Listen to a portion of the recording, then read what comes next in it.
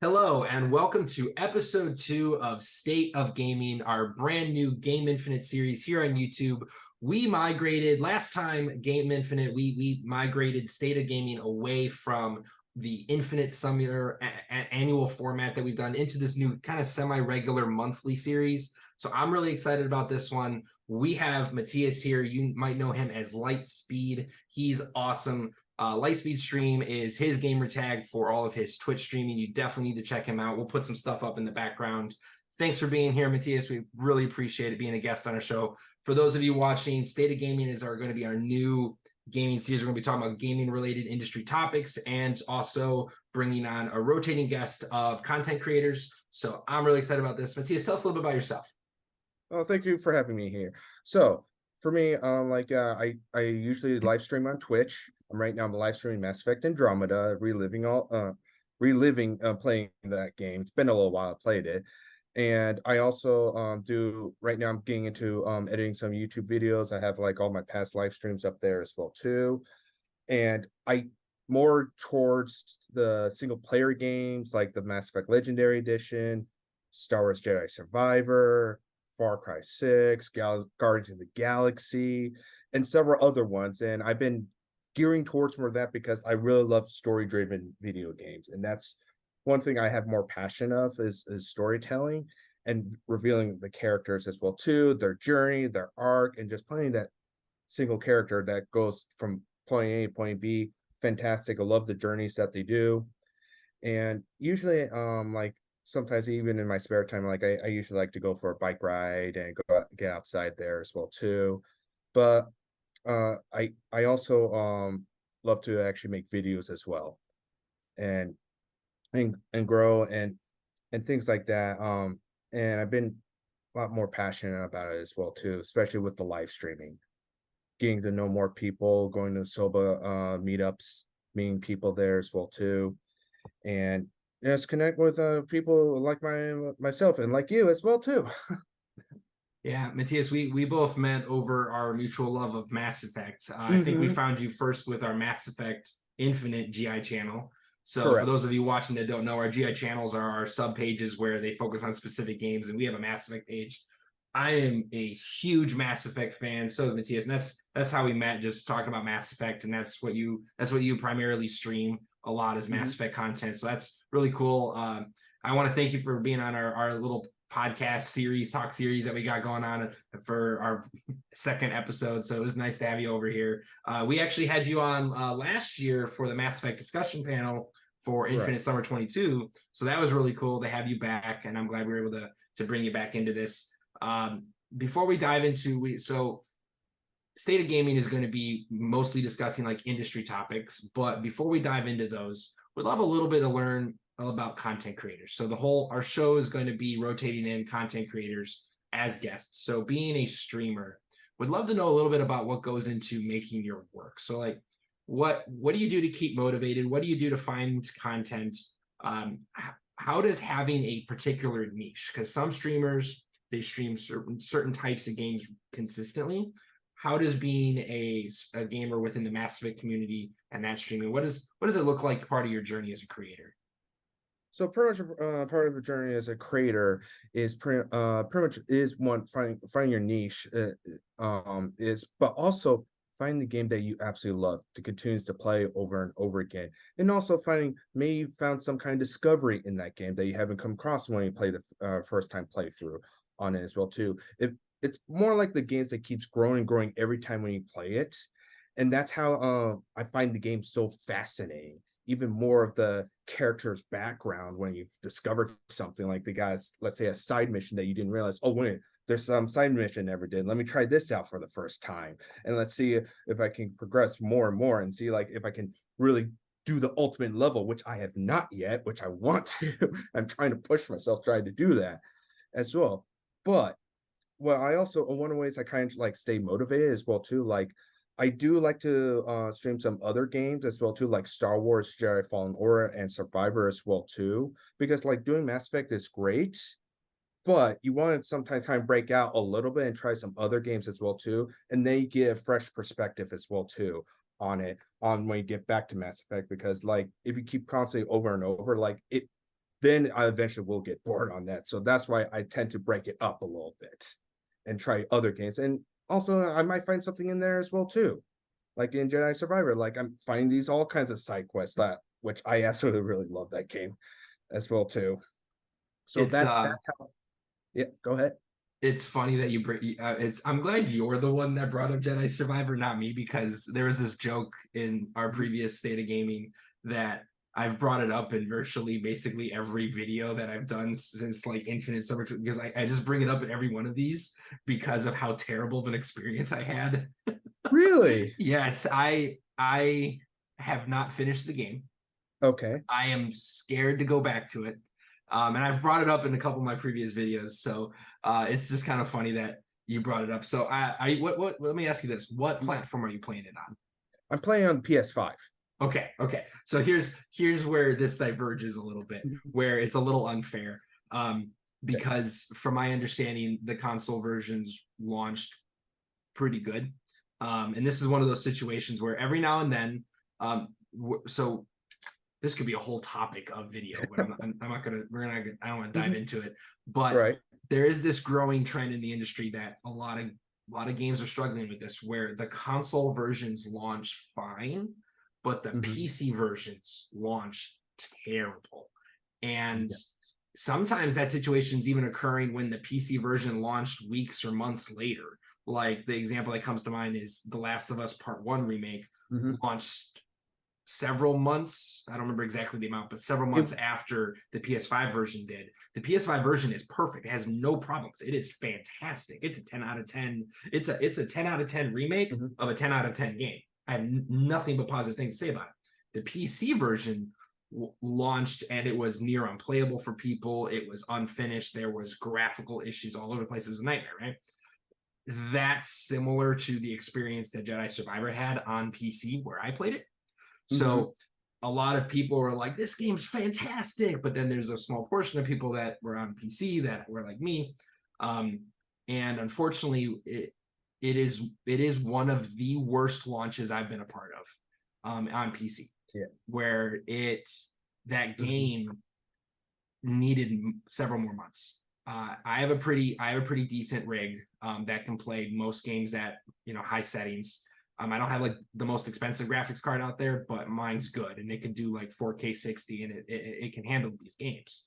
And I have an SSD and I have what you need to run games. It wasn't my computer, and a lot of gamers were complaining about this. And the problem is just the game was unplayable. But I've played buggy games before, but this game was literally unplayable. But this is really how bad it was. Is I literally couldn't play the game for 2 weeks after I bought it because it would crash on the opening cinematic. Ooh. On the opening cinematic. And I don't know if they patched it or updated it or I just didn't realize it, but you can skip the cinematic. So what I did was I watched the YouTube video of the cinematic to find out what happened, skipped over where it would crash, and then I got the game to play. I was like, okay, we're good. I got to play the game. And we're talking terrible frame rate, very difficult to fight bosses because the game would stutter so bad. And I would push through. And then I got to the next cutscene, crash. So I'm watching every cutscene on YouTube and skipping it, trying to find it where it on YouTube. So it wasn't a good experience. About 10 hours into the game, they pushed out a big patch that finally made the frame rate not terrible. Like it wasn't good, but the game was a little bit more like, and I put off a couple days because I'm like, okay, there's got to be a patch coming soon because this game's experience has been terrible, right? But I want to play it because I love Star Wars and I didn't want to wait. But I'm trying to get screenshots. I'm trying to put kind of content for Game Infinite, and they finally put out an update, right? Where the game, like the frame rates were fine. Like it was getting a little bit better. It was getting to where it should have been a month prior. It corrupts my save file and I lose all my progress. And unlike every other freaking game on the planet, it doesn't let you have multiple saves. Like you can't, like, when you go to save and you can just create infinite copies, like you do that for all games, you create infinite copies of saves every time you play. This game doesn't let you do that. You get to these little parts in the map, right? And you have to save. Right, it's those meditation spots. Exactly. And I don't see any way to like have multiple save files. Now, if I'm wrong on that, that's on me, but after 10 hours, it corrupts it. There's no way to fix it. I tried, I troubleshooted, and I started it up again. And there's just that mode because like I'm the type of person where if a game makes me replay a section, I forever kind of am bitter against that game, which is why I never liked Red Dead Redemption 2, because it has the slowest opening 2 hours ever, and it made me play that twice for the same reason, where it didn't save it. And I forever afterwards was just like, I don't want to play this game because I already played this portion. The idea of playing 10 hours that I've already played is hard enough, but I'm also scared that it would happen again. And also, it's still freaking buggy. Like I booted it up again and I played it from the beginning, and the frame rates still aren't good. It's been like 2 months. I'm sorry. I'm ranting again on this game. Why did you bring this up? Okay, I didn't realize how bad. It's your fault. No, I was kidding. Oh yeah, blame it all on me. It's your fault. Oh man, I need to just get this out of my system and do a review. I need to like channel my angry Joe and put out an angry review for this game, because that just show what hell I've been through on this. I could tell you this. There's a lot of people who are doing that because they're like, if you look at like the reviews saying like let's say since I played on the PS5, because the game is pretty great, like the story, the combat, everything, like that is great right there. But if you cannot play it, people are getting angry, and I saw that even EA released a statement saying like, sorry, it's just like it does keep happening because this experience you had, I had this same experience playing on the PS4 of Cyberpunk 2077. Yeah, that was the reverse situation where it was I played Cyberpunk on PC, and my experience with it was the exact opposite. Where like whereas 90% of the gaming world was finding this game near unplayable, I was able to play the game. And I still remember putting out a review. I was like, right now with Cyberpunk, the narrative is this. The game's fantastic. It's just not finished, and it's, it runs poorly on console. And that was the narrative. But I was trying to like spread the word. I was like, all of you people who are just waiting for a patch, don't, because the game is terrible. Like within the small percentage of people that were able to play the game, I was on the lucky other side of the fence in the reverse situation, where that was the PC version was the only one that worked and the console version sucked. I was trying to tell people is like, underneath, if the game runs, like if the game runs for you, you're still getting a terrible story with boring combat, with a boring game. Like I hated that game. And really? Okay. The narrative from IGN and GameSpot was like, it's just the console version sucked. They're like, wait for the patches. And I'm like, no, it's not worth it. When they finally put out their big super patch that they said fixed everything, I was like, I'm not playing it because I don't care. The game sucks. It was a terrible story, terrible dialogue, and I hated it. So I'm not. If you liked it, I'm sorry. I don't know. Anyone out there that likes it, I'm still kind of slowly playing through it. I don't like it at all. Fully beaten the game. I do like some of the combat in there that it does.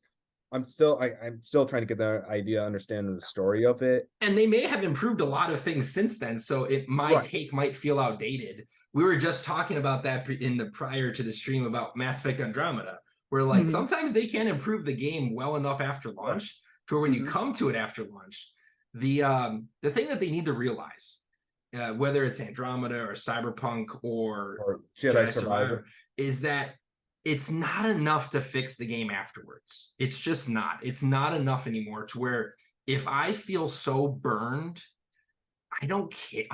It almost gets to a point where I no longer care how much they fix. I don't want to go back.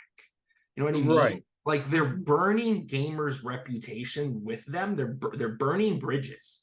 They're like, I never want to buy a game from you again, because here's the conversation that made me realize how much I don't like this situation anymore. All these big studios that have this attitude of push it out and we'll fix it later. And even the ones that do, they're like, we're sorry, we're doing better, here's all the patches. Some of them don't just give up, and they do put the work in to fix the game. But here's why that's not enough. I had a conversation with someone about Cyberpunk. I bought it at launch. I paid $60 for it. Yeah, I bought it at launch. It wasn't good. The performance wasn't good, but I didn't even think there was a good game behind the bad performance. But that's subjective. But performance was terrible. Everyone agrees on that. That's subjective. It was Right. just unfinished. It was raw. There was raw dough in that game. Mm-hmm. And I paid $60 for it. And I remember having a conversation with one of my friends like a year later. And he's like, you know what? I don't understand why people, because he had just bought the game. Ah, yeah. He bought it like a year later around holiday time. Right. It was actually the Christmas afterwards. And he's like, you know what? Everyone hated on this game, and I don't understand why. And I was like, this is exactly why you don't understand. It's because you just bought it for $10, and they've had the last 12 months to put out like 150 different patches. It's not the Oh, same yeah. experience. And Mm-hmm. that situation made me realize that these studios don't care that I paid $60 for garbage and my friend paid $10 for a finished product. And they wonder why some of these games are struggling because people don't want to wait for launch. They're teaching gamers to wait. Wait 3 months, you're going to get it half off and you're going to get a finished product. Yeah, but the problem is with that right there. If they continue that route, what's going to happen is gamers are not going to buy on day one anymore. They're just going, you know Exactly. what? I'm just going to wait until it goes on sale. And then they're going to start losing money. Yes. So if they're going to have that kind of mentality, they're going to lose money and they're going to have to start really rethinking They on don't how they get it. do it. And we have a perfect example. And I've actually done entire articles on this subject.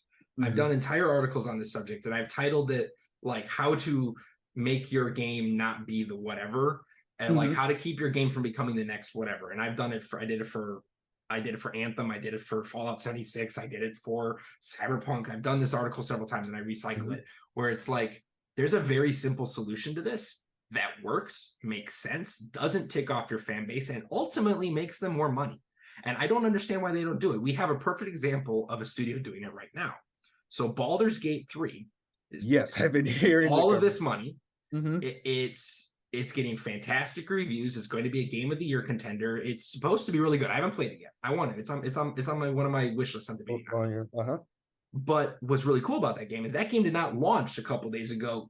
Technically, it's been in early access for a while. It 1.0 Oh. launched, and it still had record sales. It's getting record reviews. It's getting like all the praise. Mm-hmm. It launched in early access, and I've been lobbying that if you need to push the game out and it ain't ready, that those two magical little words protect your game and change the whole narrative. Because here's what early access does. Mm-hmm. It tells the gamers up front what they're getting. They're getting an unfinished product with a promise. They're getting that up front before they buy, not in an apology letter afterwards.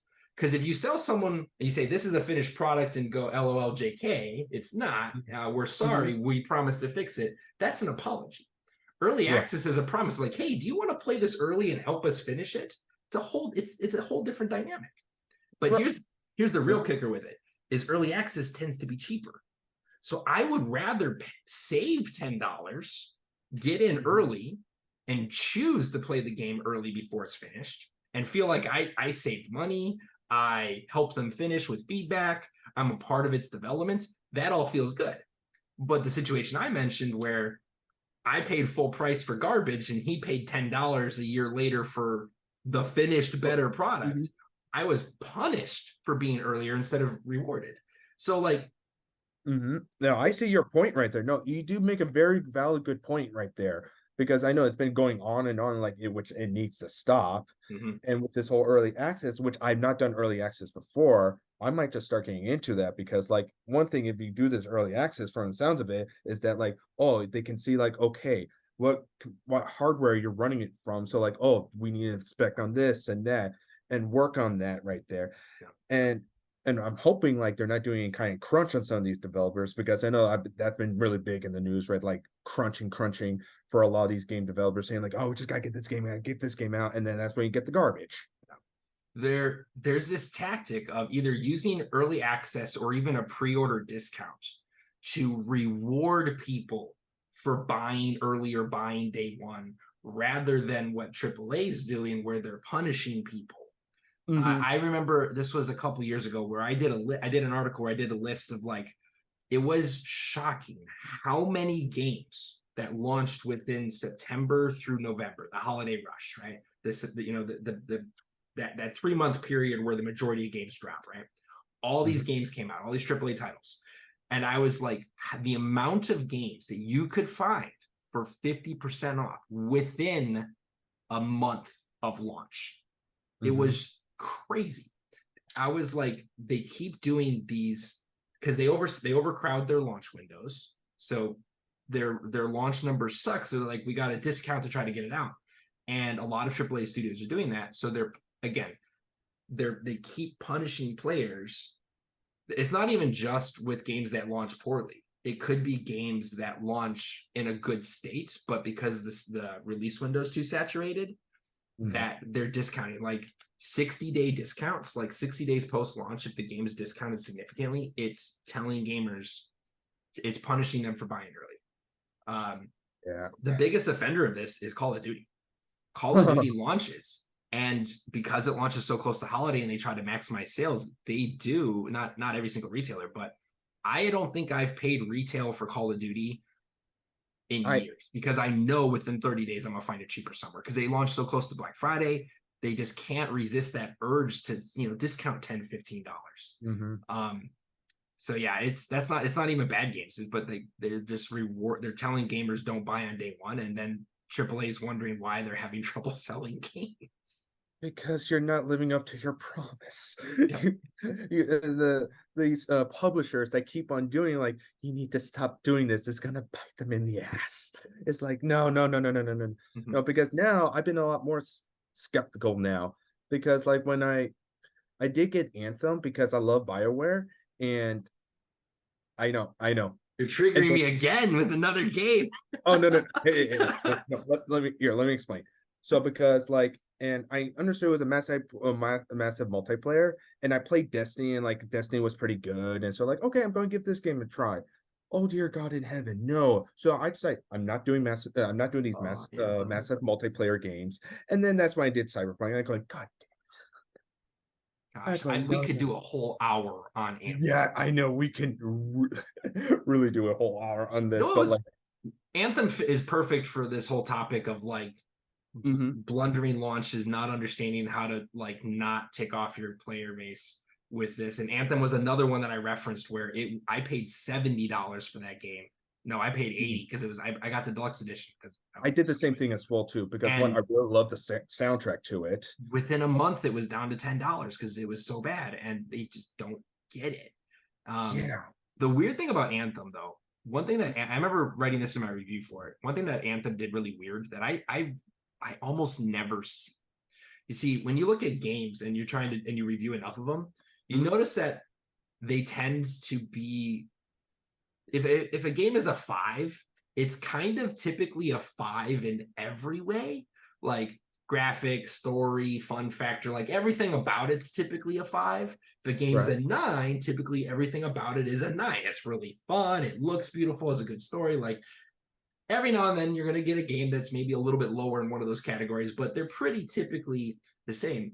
What made Anthem so hard to review was it was a 3 in just about every way, except the gameplay was fantastic.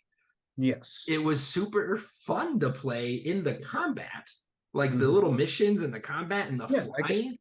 It was fantastic. That was fun. Yeah. It was like, it was like fighting a filet mignon inside your bag from McDonald's. It was weird. Like, how do you have such a good part?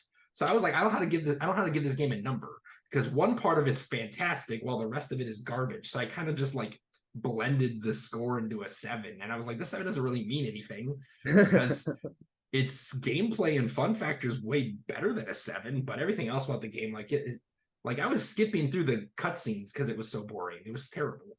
I still made the case that if they took Anthem, gutted the story, gutted the RPG elements, and turned it into a multiplayer only like co-op horde shooter, like strip it down to the game, it would have been fantastic and make it go free to play. I was like, I told them, I was like, I can tell you exactly how to fix Anthem. No one gives a hoot about this story. The open world is boring AF. Get rid of all of that. Turn this into a mission-based co-op 4-player, you just fight robots on a horde mode, turn it into a multiplayer game, make it free to play, and bam, we have fixed this game, and it would have been, we'd still be playing it today. Right. It could be the next Fortnite. Nope. The problem is they had BioWare making it, and BioWare makes open world RPGs, and they make RPGs, and they make narrative games. Right. All the stuff that was terrible about Anthem is what their studio was supposed to be good at.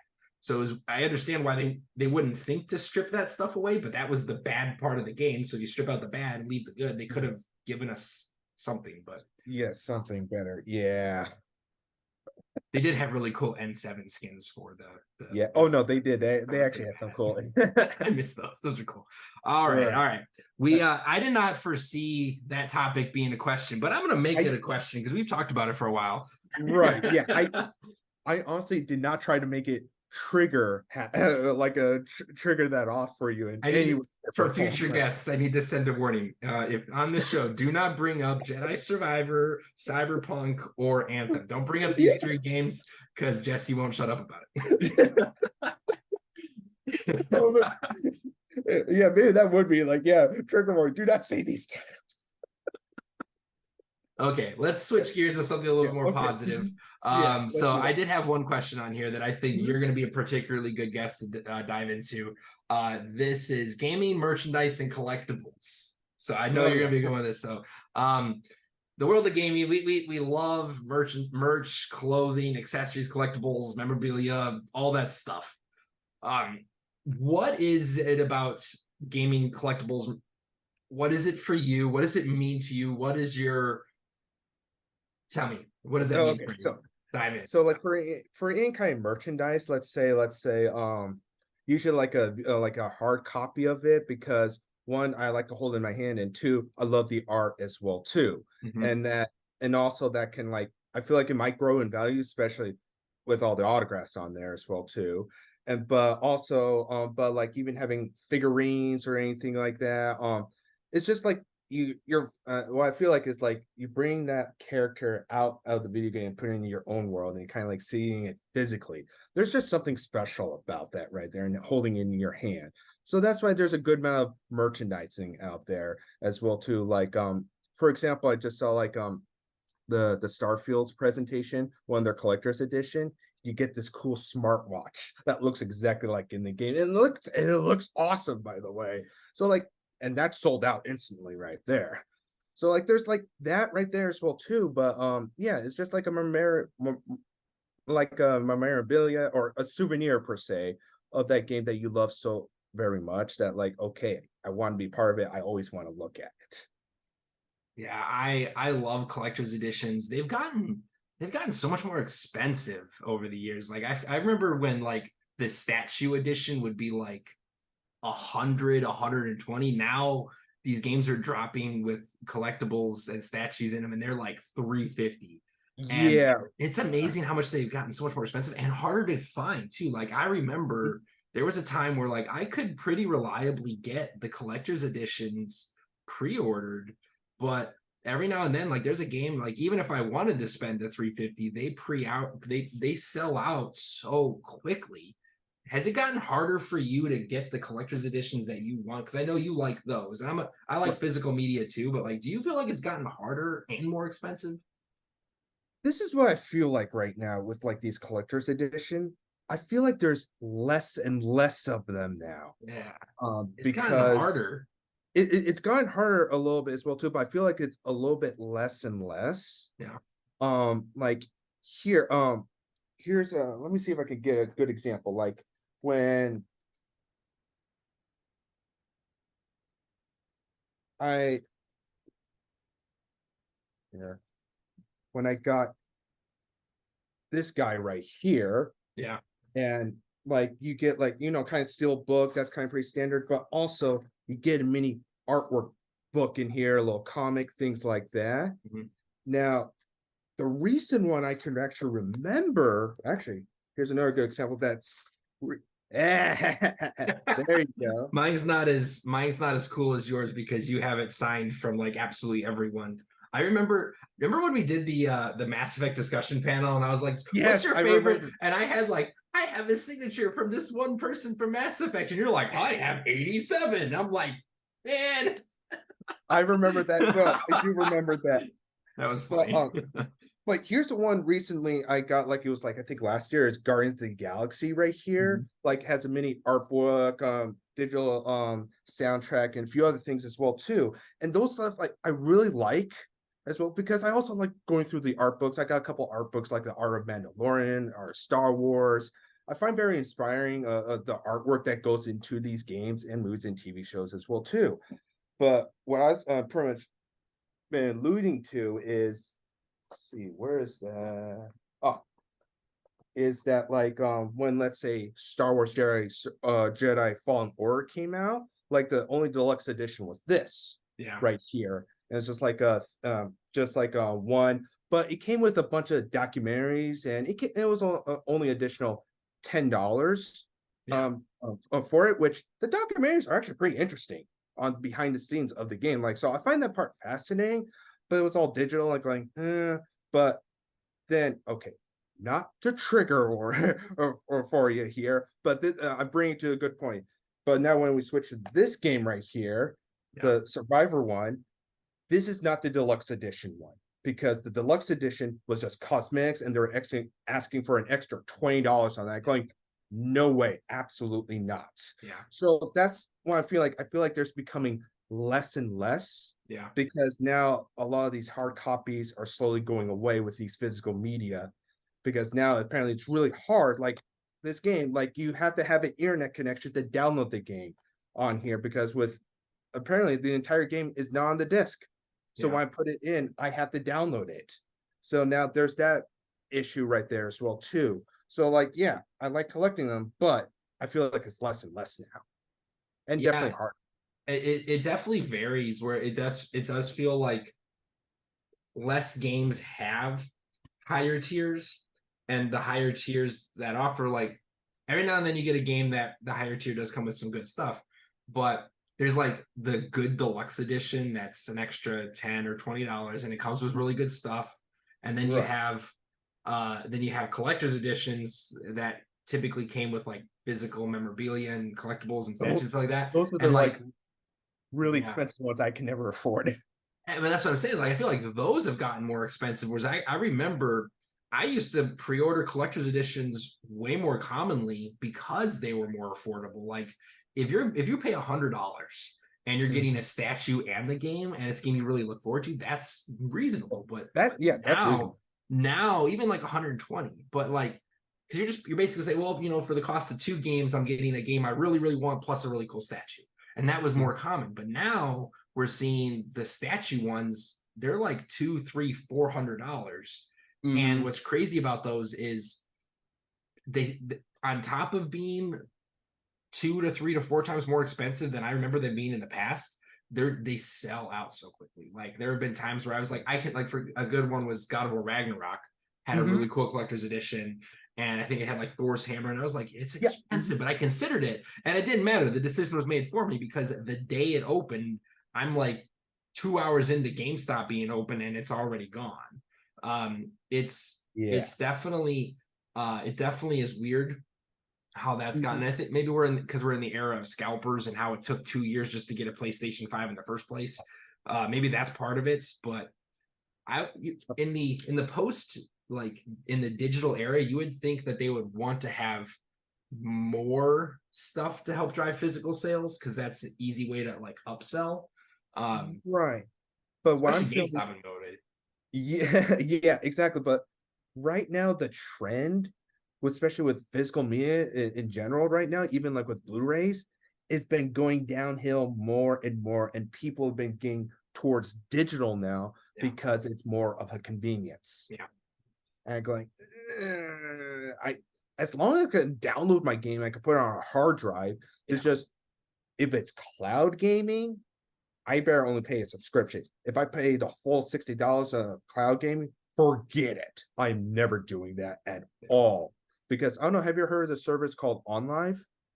I heard of it, yeah. It Yeah. was one of the precursors before the big cloud push of like Xbox, xCloud, and Stadia's failure and all that stuff. So Well, yeah, but here's the thing. Several years back when they're up, I go to a convention called PAX in Seattle, Yeah. they were giving out free mini consoles of it. I still have it, and now Oh, it's a paperweight. I we tried could it out. totally talk about failed consoles. Yeah. But no, it's the service like cloud gaming, Mhm. and I just used it once to give it a try. I didn't spend any money on it, but I looked at it going, what happens if this service fails? And soon and behold, it failed. So we spent $60, it's gone. You know, Google did something really smart. I never bought the I remember this. So this is my quick Stadia story. I was Mhm. intrigued by the concept of Stadia. Yeah. I had a suspicion because Google doesn't like to commit long term to things. They cancel stuff like Netflix does.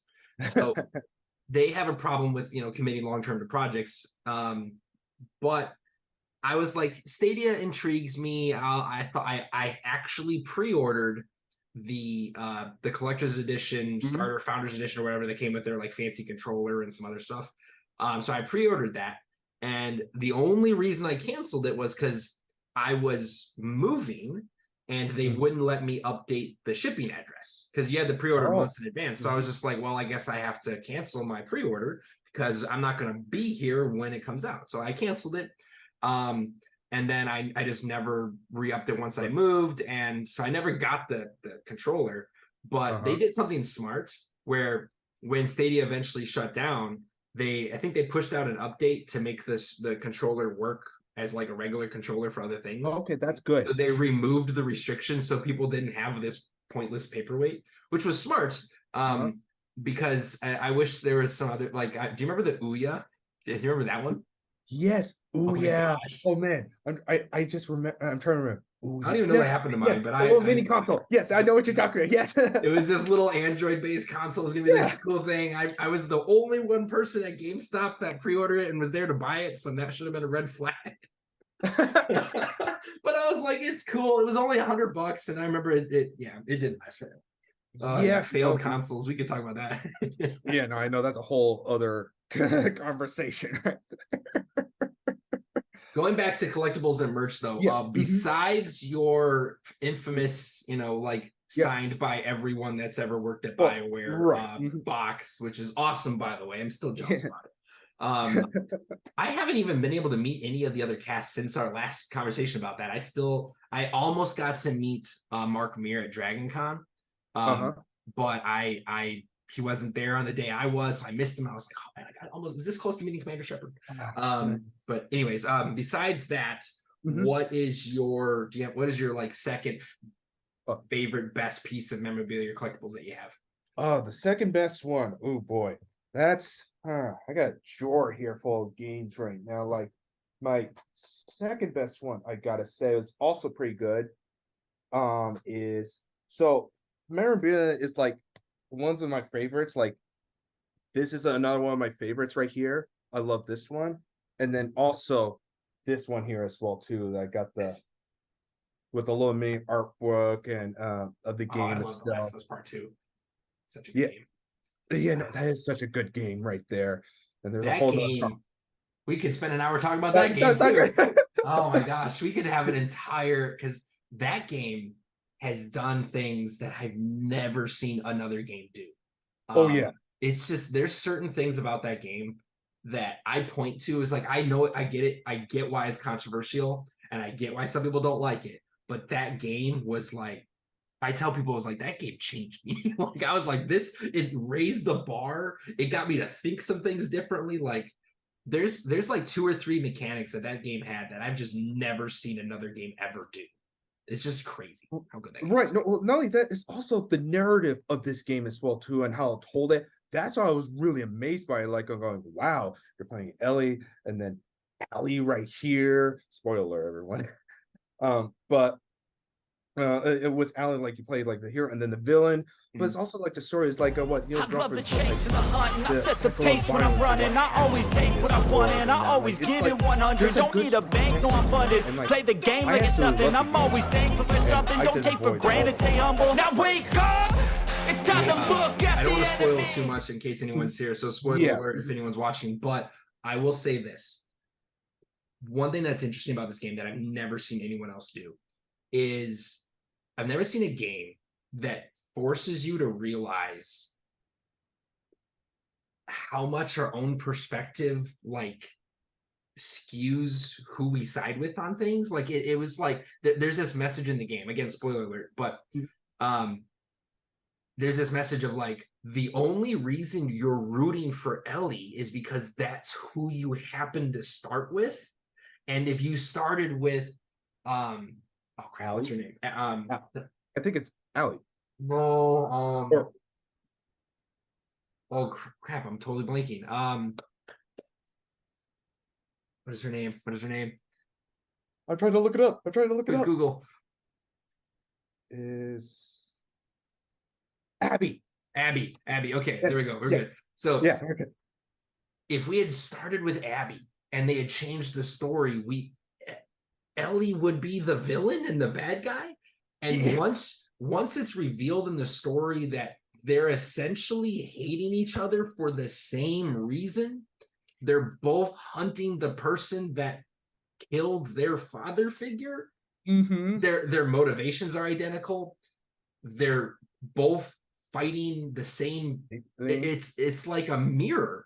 And once you realize that, and the way they tell the story too, they make you play as Ellie first, and you're at this point in the story where you're like, I hate Abby. She's evil. Yeah. She's the worst. I want her to die. Yeah. And then you cut to you play as Abby. You're like, I don't want to play as Abby. I just saw her kill Joel. Spoiler alert. And I just saw her do all these terrible things. I don't want to play as her. But they force you to play as her for a while, and then you learn some of her understandings and you're just like, crap, Ellie's kind of a bad person too. Wait a minute. They hate each other for the same reason. Oh my gosh. And mind blown. You get to the same part in the game where you were hating Abby last. Now you're kind of like, okay, I kind of get it. Don't kill Abby. It's that game makes you think. It makes you question all. It's like, hey, maybe those people I hate in real life aren't that bad. Maybe they see the same. Like this game could change our society if everyone played it. Hence why it won Game of the Year at the Game Awards. Like that's one of the reasons why this game is so great. That game set the bar for like storytelling. Like, mm-hmm. Yes, it's violent. Yes, it's graphically beautiful. Yes, it's good gameplay. But the narrative of that story and how it's told, it makes you think. It makes you examine how you look at the world. It makes you examine all the divisions in our world. It's such a good game. Yeah, spend an hour talking about that game. Yeah, we can talk a lot of games here. Trying to think about my some of my favorite collectibles. Oh yeah. Don't have anything good within reach. I have my Mass Effect 1. I have I think this is it here. I love the Final Fantasy VII Remake. Oh, that's cool. That was a really nice one that came with like an art book and a steel book and a bunch of really nice stuff. That was a game that was a hard year for Game of the Year because Final Fantasy VII Remake was fantastic. And I was like, I played that game and I was like, this is Game of the Year. This is easy. But then but it was so hard to pick between Last of Us. But I was just like, Last of Us Part 2 is just next level storytelling that it had to be Game of the Year. But that was a rare year where it was like that year had 2 Game of the Years. The only reason Final Fantasy VII Remake isn't a Game of the Year is because Last of Us Part 2 somehow that was a hard year to pick. I can see that. The one of my favorite collector's edition is I have the remaster collector's edition of Kingdoms of Amalur. That is a game that I've been a missionary for 10 years because when everyone else on the planet was playing Skyrim, me and 5 other people were playing Kingdoms of Amalur. Really? It was have you ever heard of it? I have not heard of this game. Not a lot of people have. It got a remaster like a year or 2 ago. Mm-hmm. And it's a beautiful fantasy RPG that came out around the same time as Skyrim, and it just got buried. No one played it. It's actually kind of a sad story because the studio, it was a big game. It was their first game, and they wwent out of business afterwards because it just didn't make enough to, like, the studio shut down because of this game's failed launch. Mm-hmm. But I remember playing it when it came out, and it was so much fun back then. And it eventually got bought out by THQ, and they pushed out a remaster with actually a DLC. And it was fantastic. It's one of, if I were to make like a top 10 like most underrated games list, it would definitely be on there because I think it's a game that everyone should have played and more people would have if it just didn't happen to come out next to Skyrim. It is the fantasy version of Titanfall 2, essentially. Like fantastic 10 out of 10 game of the year game that came out too close to something else that buried it. Right. So that's one of those. But that's I have the collector's edition. That one has a statue, and it's super Oh, cool. nice. Um, That's awesome. but yeah, collectibles are a big part of gaming, and It is. talking to someone that really appreciates collectibles as much as I do is just, I thought that'd be a good topic for us. Yeah, no, I do appreciate it as well too. Like, especially like with some of the game collectibles, I always keep an eye on like, oh, which one would be a cool one to come out. Like, oh, like here's this little guy right here. I pre-ordered the Lego Star Wars Skywalker Saga, and like pre-order, you get this little mini Lego set of the X-wing. So like Yeah, that's the Halloween X-Wing. that's That's what I think of every time I see the orange and black one. Oh, the orange black one, yeah, it's Poe Dameron's X-wing fighter. Yeah. Yeah, but Halloween, yeah, that's actually a really good point. Every time I see his, I think of it as like it's the Halloween Express version. That's awesome. Well, unless you have something else to think about on that topic, we can move on to our next question. So let's talk about crossover events and like inter-game collaborations.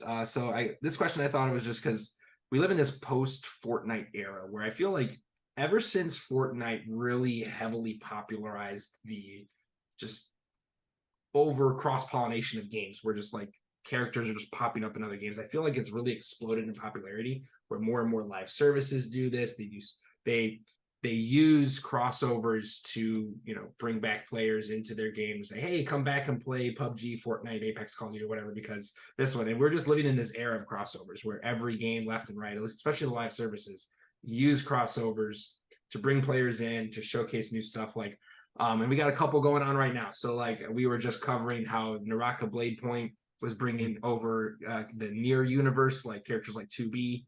And that one's really cool. Call of Duty's doing a couple big ones. They're bringing Tomb Raider, and they're bringing Nicki Minaj of all. Really? They're bringing Tomb Raider and Nicki Minaj in Call of Duty? In Call of Duty. And then they also just recently partnered up with The Boys from Amazon to bring like Homelander and Starlight. So like they got some cool ones happening in Call of Duty. I thought the Nicki Minaj one was definitely interesting. I remember when the news popped up and I was like, okay, that's the news I'm reporting on today. But yeah, Fortnite, it's almost become like expected for Fortnite characters to show up. It's not even surprising anymore. So let's talk about that crossovers. Like, what do you think of that growing trend? Do you like it? What's one that's happened that you really liked? And what's one that you'd like to see happen in the future? Okay. So with these crossovers, so like for me, like for starters, I tried Fortnite once. I really not got into it. So, but I've been seeing their marketing of what characters are crossing over there going, I thought like, okay, this is interesting right here, what they're doing. Like the one big thing they did is like, they did something for Star Wars Episode 9, The Rise of Skywalker, where they actually had a special clip. You go to the Fortnite and they show a clip of the movie, and then you get some special weapon. I think it was a lightsaber in the game or something like that. Like they were doing some big promotion. And way I see with these crossovers event, and like I'm going to use Fortnite as an example here, where I see characters popping up here and there. Way I see is like these studios are trying to use Fortnite as a marketing tool to say like, hey, here's our characters, come go see our movie, or come go watch our show, or come play our game in a way. Like, because I think they even had Master Chief in there. And I think Fortnite has everything. Like it has become, you know, like Facebook wanted to be the platform for the metaverse where everyone goes and everything's there. It's like I think Fortnite beat them to it because like everything's in Fortnite. It's actually harder to come up with characters that haven't been in there yet than it is to come up with ones that I'm pretty sure they'll find some other characters. Oh yeah, there's still some on the list. And plus, not only that, like I believe I think you have to buy like the skins for it as well too, and like people buy that, and so that's when the studios get a cut of that as well too. I'm pretty sure. So that's why you're seeing all these kinds of crossovers coming in a Fortnite, and with other games like I haven't really Call of Duty, like you mentioned, they're trying to copy that right now, like because I think Call of Duty like sells. Yeah, if it sells, yeah, they're going to do it, and I'm not surprised by that. But for me, I kind of stay away from microtransactions. Yeah. It is one of those things where I have a love-hate relationship with microtransactions, but I also I like the free-to-play model when it's done well, because someone like me, so from my perspective, I have to play a lot of games every year because I'm trying to build our top 10 lists. We're a gaming news platform. I have to cover these games and talk about them. So I play a lot of games. So when free-to-play games launch, it's kind of nice where I'm just like, okay, these 3 new games that I have to play and try and talk about, it's not impacting my wallet in the upfront. So I like that because the barrier to entry is good. But that means that the studios have to find a way to monetize it. And it's puzzled me a little bit where sometimes these studios don't get what works for microtransactions and they try to copy it the wrong way. And a perfect example is these crossover events. They do work, but it's also like, I feel like it's putting value into those microtransactions where when you're handing over real hard-earned US dollars for a worthless, pointless digital good that can't leave the game, doesn't make you better at the game. It's literally digital fluff. It's worthless, right? And you can't give it back. You can't sell to someone else. Like there's literally nothing. It is a permanent one-way exchange where I'm giving over something of real value and getting something of perceived like value just for myself. If they don't respect that, then it's somewhat insulting. If they put the effort in to where I feel like I get value out of it, like Fortnite, the reason they're making so much money is that they do it right. If I paid $20 for a pointless, useless digital good, but it's a really cool Star Wars character, or it's Master Chief, or someone that I really, really care about, and I'm going to play as often, then they've found a way to inject artificial value into that I can have.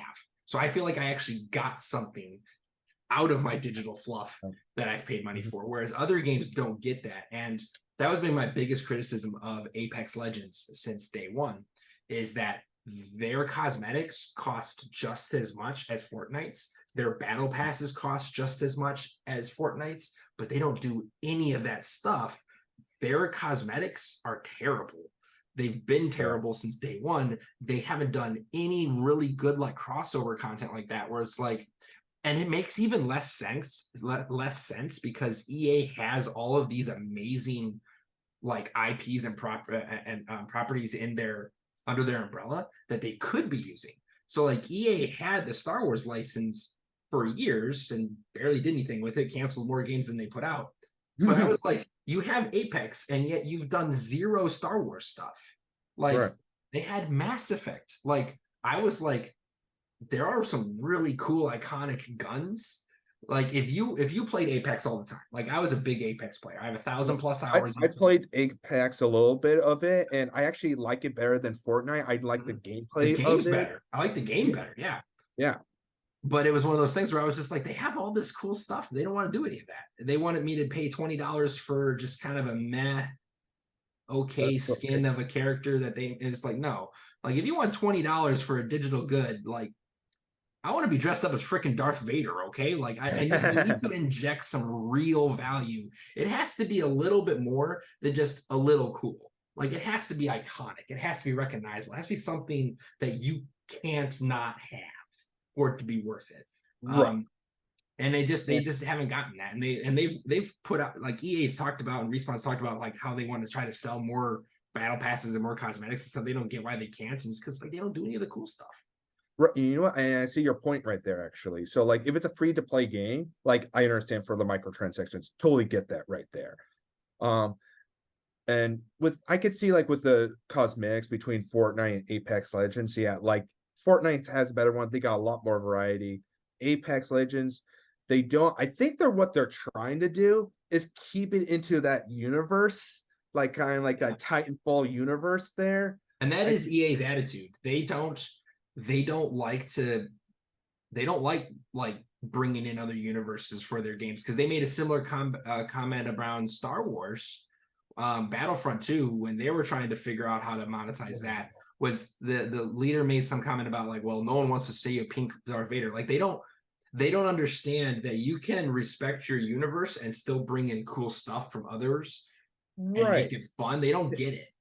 Yeah, no, it's what it is. It's like, you know what, it's when you kind of, if you're changing cosmetics and it's not part of the story per se, that's fine. People understand, oh, wait a minute, like this is not part of the actual canon universe right here. You're doing your own cosmetics. You're doing your own battle in Battlefront, which there was a whole ordeal on the Battlefront right there, Battlefront 2. Let's not get into that. But yeah, as long as it's like people understand they're just doing cosmetics right here. It's not part of canon. That's totally fine right there. So I don't know why exactly to do that. Then again, I think they gotta get approval from Lucasfilm as well too. So like there's a whole business contract stuff like that. Don't know all the details of. Well, we're out of time for this video, so I just want to cut it right there because I think we covered a lot of really great topics. Matthias, I want to thank you for taking time out of your busy Sunday to help us record this and make our episode 2 of State of Gaming. It was really having you on here. Before we go, do you have any projects or upcoming streams or anything that you want to quick plug that we can capture on here and highlight to our audience? Yeah, so I'm going to be live streaming every Tuesday at 4 p.m. Pacific Standard Time on Twitch. I'm currently live streaming the Mass Effect Andromeda, doing a full playthrough through on that. I'm going to be doing like about an hour or two for a stream. So please stop by. I'm also on YouTube, Instagram, and TikTok at Lightspeed Stream, so you can come follow me there. I'll be very much appreciated and look forward to it. Thank you so much for having me on here. It was a real blast talking with you, by the way, Jason. Awesome. I think we had some fun conversation. It was great to have you. For those of you watching, definitely stay tuned for episode 3 and just follow us to be kept up to date for State of Gaming. Follow us on your preferred social media platform for all your gaming news and discussion and content. Definitely check it out, and definitely go give Matthias a follow at Lightspeed Stream. Check him out. If you're a big Mass Effect fan, I'll definitely share this out to our Mass Effect audience. I know a lot of Mass Effect people that love the Game Infinite worlds that we can share out to you. So we'll all see you guys on the next Game Infinite video. I love the chase and the hunt, and I set the pace when I'm running. I always take what I want and I always give it 100. Don't need a bank, no, I'm funded. Play the game like it's nothing. I'm always thankful for something. Don't take for granted, stay humble. Now wake up, it's time to look out.